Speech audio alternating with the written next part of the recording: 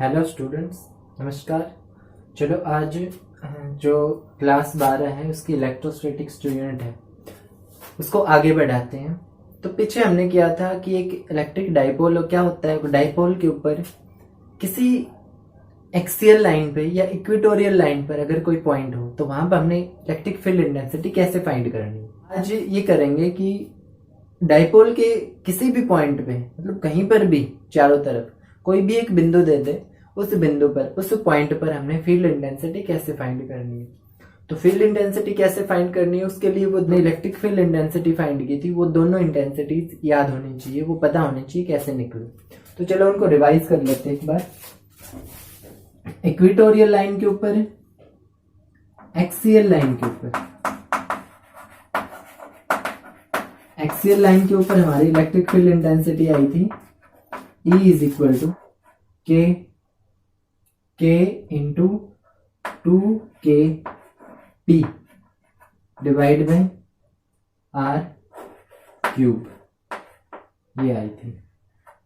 हमने special case लिया था, स्पेशल केस लेकर के कि जो वो डिस्टेंस है वो बहुत ज्यादा है उस डाइपोल की लेंथ से, तो हमारे पास इलेक्ट्रिक फील्ड इंटेंसिटी आई थी, उसका मैग्नीट्यूड आया था। ठीक है, अब हमारे पास जो दूसरी इक्वेटोरियल लाइन के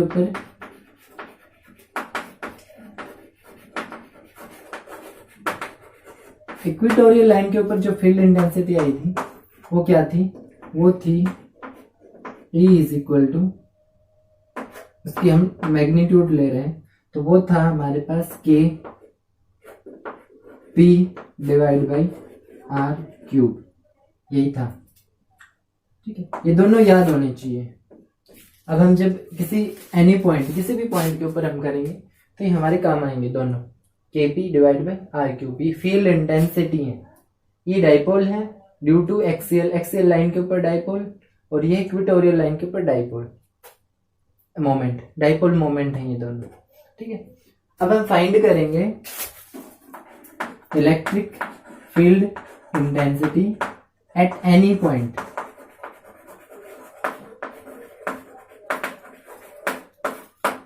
किसी भी पॉइंट के ऊपर, मान लो ये तो एक्सियल लाइन के ऊपर था, अभी 90 डिग्री का एंगल बना करके हमने पाइथागोरस थ्योरम का यूज करके और जो फील्ड इंटेंसिटी वो फाइंड कर दी थी। एक्सियल लाइन में क्या था, वो पैरेलल था, पैरेलल नहीं, बिल्कुल सीधा उस लाइन पे था जिस लाइन पे डाइपोल है, तो उसी के लाइन पे था, उसी के प्लेन में था। तो वहां पे हमने क्या किया, वहां पे हमने उसकी डिस्टेंस निकाल करके, और जो फोर्स का सिंपल फार्मूला है या इलेक्ट्रिक फील्ड इंटेंसिटी का जो सिंपल फार्मूला है, वेक्टर की जो प्रॉपर्टी होती है कि भाई एक पॉइंट से जो डिस्टेंस है अगर वो कम है तो वहां पे फोर्स ज्यादा लगेगा, फील्ड इंटेंसिटी की जो फील्ड की जो इंटेंसिटी होगी वो वहां पर स्ट्रॉन्ग होगी और उसी डायरेक्शन में होगी जिस डायरेक्शन में फोर्स ज्यादा लग रहा है या जिसके नजदीक है, उसी की डायरेक्शन के अंदर फील्ड की इंटेंसिटी की डायरेक्शन होगी। अब किसी भी पॉइंट पे अगर निकालनी हो तो ये है हमारे पास वो डाइपोल, माइनस क्यू और ये है प्लस क्यू। इन दोनों के बीच की जो सेपरेशन है, ये इसका सेंटर है और सेंटर से इसकी डिस्टेंस है 2a। इससे डाइपोल से, ये एक डाइपोल है, pair of equal and opposite charges, हमने किसी r डिस्टेंस के ऊपर, यहां पर किसी भी पॉइंट के ऊपर हमने एक फील्ड फाइंड करनी है। तो फील्ड फाइंड करनी है तो यहां से यहां तक की जो डिस्टेंस है, सेंटर तक की हम डिस्टेंस लेंगे, वो जो डिस्टेंस है वो है r।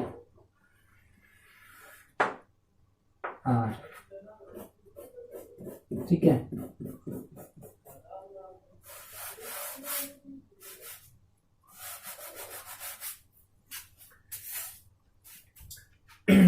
इससे P पॉइंट के ऊपर।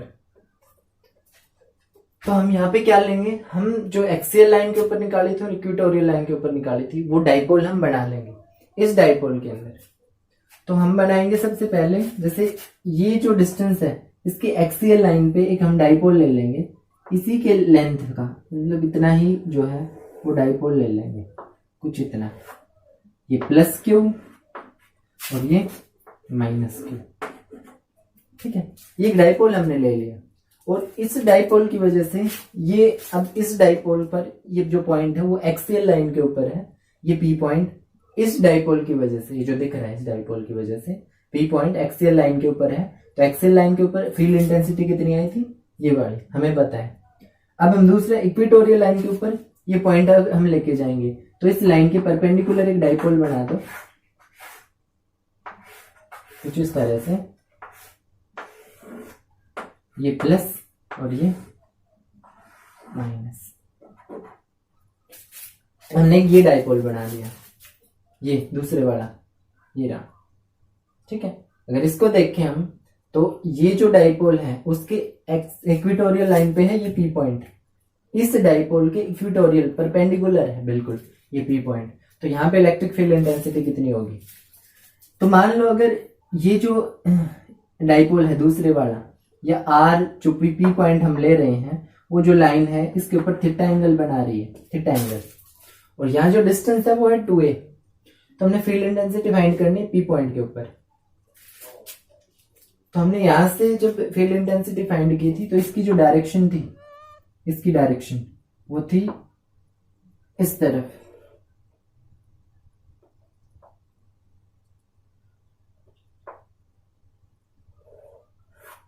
ठीक है, इस डायरेक्शन के अंदर ये थी E1।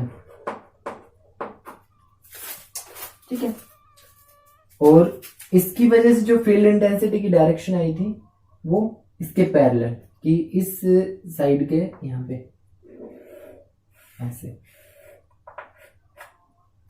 E2 ये कुछ इस तरह से आई थी। जो हमने वो ट्रायंगल बनाई थी उस ट्रायंगल के ऊपर एक इस डायरेक्शन में थी, एक इस डायरेक्शन में, नेट फील्ड इंटेंसिटी इस डायरेक्शन में आई थी। तो डाइपोल से पैरेलल आई थी वो फील्ड इंटेंसिटी। तो ये डाइपोल है, इसकी वजह से फील्ड इंटेंसिटी ये आई थी E2, इसकी वजह से फील्ड इंटेंसिटी E1 हमने निकालनी है नेट इसकी वजह से। तो अगर ये एंगल थीटा है और ये हम डाइपोल ले रहे हैं ये वाले, तो इन दोनों का वेक्टर एडिशन ही है ये वाला डाइपोल। ये P1 है मान लेते हैं, ये P2 है जो डाइपोल है। तो ये क्या है, डाइपोल मोमेंट का वेक्टर एडिशन है ये वेक्टर एडिशन। तो वेक्टर एडिशन इसका एक कंपोनेंट इस तरफ और एक कंपोनेंट इस तरफ, तो दो कंपोनेंट में ब्रेक कर देंगे और हमारे पास जो नेट फील्ड आएगी या नेट जो मोमेंट हम कहेंगे, तो ये वाला एंगल थीटा है तो ये हॉरिजॉन्टल कंपोनेंट होगा मोमेंटम का, डाइपोल मोमेंट का। और ये वर्टिकल कंपोनेंट है तो ये जो होगा वो वर्टिकल कंपोनेंट होगा। ठीक है, ये वर्टिकली लाइन है तो ये वर्टिकल कंपोनेंट होगा इस डाइपोल मोमेंट का। तो फील्ड इंटेंसिटी की जो नेट डायरेक्शन होगी एक इस तरफ और एक इस तरफ, ऐसे दो हो गए, और ये जो नेट डायरेक्शन होगी वो ये हो जाएगी नेट फील्ड इंटेंसिटी E, उसकी डायरेक्शन होगी ऊपर की तरफ। और ये अगर हमने ये एंगल थीटा है और हमने ये इसकी डायरेक्शन निकालनी हो तो ये वाला एंगल हम फाइंड करेंगे, इसको बीटा बोलते हैं। ठीक है, तो ये वाला एंगल हम फाइंड करेंगे। जैसे हमने फील्ड इंटेंसिटी E1 E2 इनका हमने कर देना वेक्टर एडिशन, क्योंकि ये दोनों वेक्टर हैं और इसकी जो डायरेक्शन होगी वो डायरेक्शन होगी इसके डायगोनल। इससे एक पैरेललोग्राम होती है हमारे पास, पैरेललोग्राम दो वेक्टर्स से अगर मिलकर के बनी हो तो हम उनको पहले पैरेललोग्राम लॉ के अनुसार पहले पैरेललोग्राम प्रूव कंप्लीट करते हैं उसकी, और जब उसका डायगोनल खींचते हैं तो वही डायरेक्शन होती है नेट जो रिजल्टेंट होता है हमारा उसकी। तो जो रिजल्टेंट इंटेंसिटी होगी वो ये होगी, इसकी डायरेक्शन इस तरफ, और रिजल्टेंट इंटेंसिटी का मैग्नीट्यूड जब निकालेंगे तो a² + b² + 2ab cos theta, इस तरह से एक फॉर्मूला होता था वेक्टर के अंदर। हम ऐसे भी कर सकते हैं इसको। अगर हमने ये नेट फील्ड निकालनी हो तो ये एक राइट एंगल ट्रायंगल बन गई। अगर इस तरह से एक हम लाइन खींच लें तो ये E2 है तो ये भी E2 होगी ये वाली।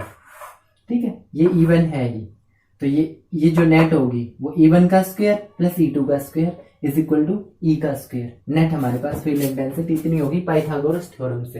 ये पाइथागोरस थ्योरम से भी निकाल सकते हैं, और वेक्टर का जो पैरेललोग्राम लॉ या वेक्टर एडिशन का जो लॉ है उस लॉ से भी हम निकाल सकते हैं। तो देखो नियम क्या है, E जो नेट फील्ड इंटेंसिटी है इज इक्वल टू उसका मैग्नीट्यूड, वो हो जाएगा हमारे पास ए स्क्वेयर, मतलब E1 का स्क्वेयर प्लस E2 का square plus 2E1 E2 cos of angle between them, इन दोनों के बीच का एंगल 90 डिग्री है, 2 कोस 90। तो कोस 90 ये हो जाएगा हमारे पास 0, कोस 90 0 हो जाएगा। तो कोस 90 0 है, तो E1 प्लस E2 का whole square E is equal to E1 का स्क्वायर प्लस E2 का square.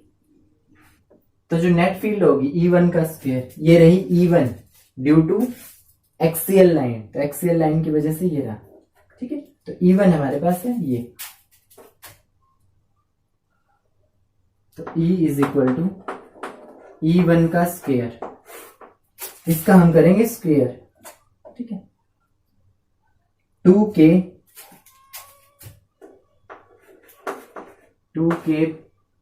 P divide by R3।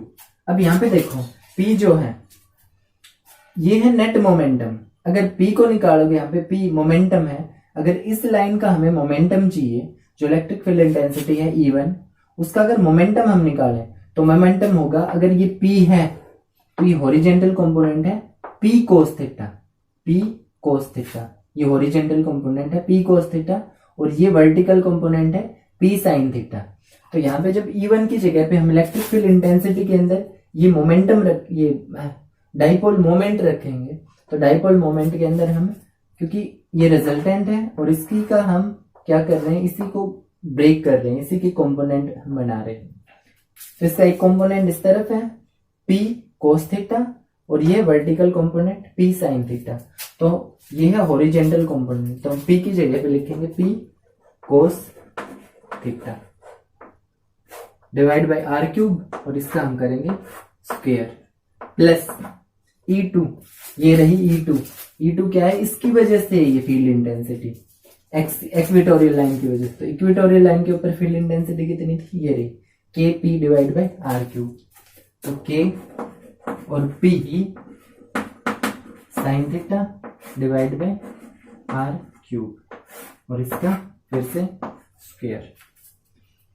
इसको सोल्व करेंगे, सोल्व करने के बाद हमारे पास नेट इलेक्ट्रिक फील्ड इंटेंसिटी आ जाएगी, E इज इक्वल टू इसका मैग्नीट्यूड नेट इंटेंसिटी का।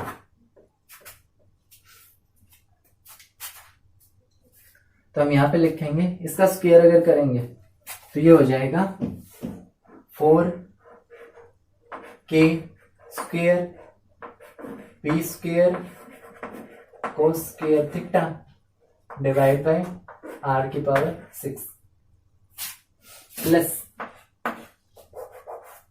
यह है K square P square sine square theta divide by R की पावर 6। एलसीएम लेंगे इसका स्क्वायर रूट, यहां पे हम लेंगे एलसीएम, तो एलसीएम आएगा हमारे पास R की पावर 6, और ये इक्वली ऐड हो जाएंगे, और इनमें से अभी फिर से ये जो K स्क्वायर और P स्क्वायर है वो इसमें भी है और इसमें भी है, हम इसमें से कॉमन लेंगे, तो कॉमन लेंगे तो K स्क्वायर और K स्क्वायर और P स्क्वायर दोनों को कॉमन लेंगे और ब्रैकेट से बाहर निकालेंगे, तो इसका स्क्वायर कैंसिल हो जाएगा, सीधा लिख रहा हूं मैं K P और डिवाइड बाय ये R6 जो एलसीएम लिया था, वो एलसीएम लिया था वो नीचे स्क्वायर रूट से बाहर आएगा तो R क्यूब बन जाएगा, ठीक है।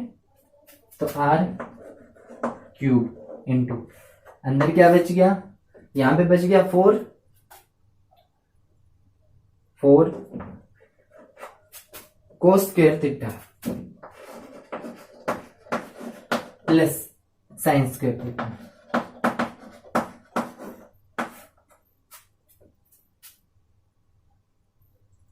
इस साइन स्क्वायर थीटा को हम लिख सकते हैं 1 माइनस कोस स्क्वायर थीटा, या कोस स्क्वायर थीटा को लिखेंगे 1 माइनस साइन स्क्वायर थीटा, तो यहां पे इसको लिखेंगे साइन स्क्वायर थीटा को 1 माइनस कोस स्क्वायर थीटा, तो नेट फील्ड आएगी K P into 4 cos square theta plus 1 minus cos square theta.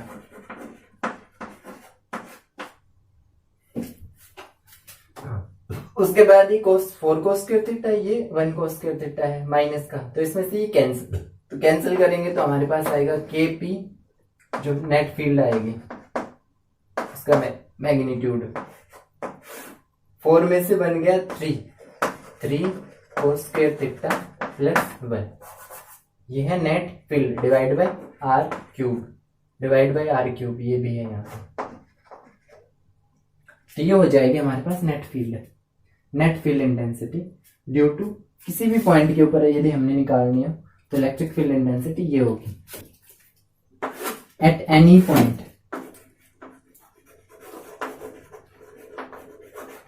किसी भी पॉइंट के ऊपर, तो ये हो जाएगी 3 कोस स्क्वायर थीटा प्लस 1। ये याद रखेंगे एक बार, 3 कोस स्क्वायर थीटा प्लस 1, इस तरह से हम फाइंड करेंगे। तो ये है किसी भी पॉइंट पे ऊपर, अगर वो एक्सियल लाइन पे हो तो भी ये फॉर्मूला लगेगा, इक्वेटोरियल लाइन पे हो तो भी यही फॉर्मूला लगेगा, अगर किसी पॉइंट के ऊपर हो तो भी ये फॉर्मूला लगेगा। चलो इस फॉर्मूले का यूज करके हम एक्सियल और इक्वेटोरियल लाइन के ऊपर हम फाइंड करते हैं। तो ये हमारे पास फील्ड इंटेंसिटी आई है ड्यू टू एनी पॉइंट, किसी भी पॉइंट पे। इफ, इसके भी स्पेशल केसेस हैं, इसके स्पेशल केसेस। तो पहला है इफ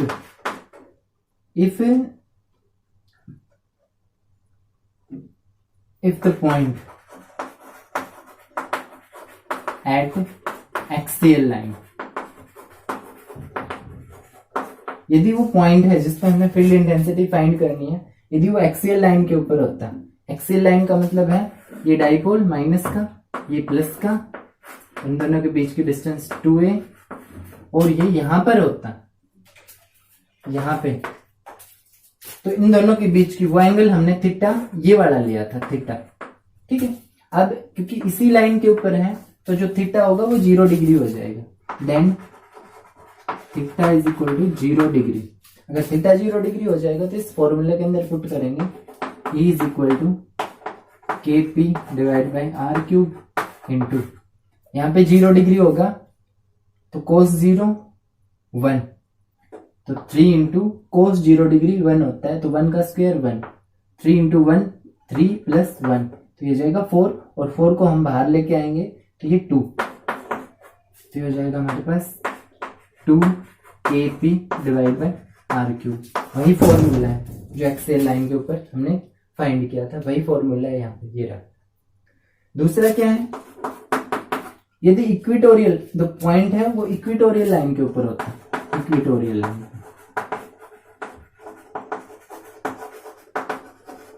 देन तब क्या होगा, तब जो थीटा है वो 90 डिग्री का हो जाएगा, क्योंकि वो पॉइंट होगा यहाँ पे कहीं पर, और हम ये डिस्टेंस लेंगे r, तो उस समय ये जो एंगल होगा, ये वाला एंगल, ये 90 डिग्री का होगा। और कोस 90 होता है, कोस 90 होता है 1, नहीं कोस 90 0, तो कोस 90 0 हो गया, तो 3 कोस 90 इज इक्वल टू 0, और प्लस 1, ये अंडर रूट के अंदर बचेगा 1, तो इलेक्ट्रिक फील्ड इंटेंसिटी आएगी हमारे पास K P divide by R cube, और अंडर रूट के अंदर ये तो 0, ये टर्म 0, क्योंकि कोस 90 0 की किसी के साथ मल्टीप्लाई करेंगे तो वो 0, प्लस 1 का स्क्वायर रूट होता है 1, तो इंटू 1 हम कर देंगे, तो ये हमारे पास फील्ड इंटेंसिटी आ गई जो कि इक्वेटोरियल लाइन के ऊपर ये रही। ठीक, तो सेम आएंगी, हमने किसी भी पॉइंट के ऊपर अगर फाइंड करनी हो तो ये फॉर्मूला होगा हमारे पास, इस फॉर्मूले से हम फाइंड करेंगे। अब इस रिजल्टेंट की, जो रिजल्टेंट आया था हमारे पास की इज इक्वल टू के क्यू अपॉन आर क्यूब और 3 कोस स्क्वायर थीटा प्लस 1, ये फॉर्मूला है अगर इक्वेटोरियल लाइन पे हो या एक्सियल लाइन पे हो, दोनों लाइन के ऊपर हमने सिर्फ थीटा देखना है और ये हमारे पास दोनों फॉर्मूले आ जाएंगे।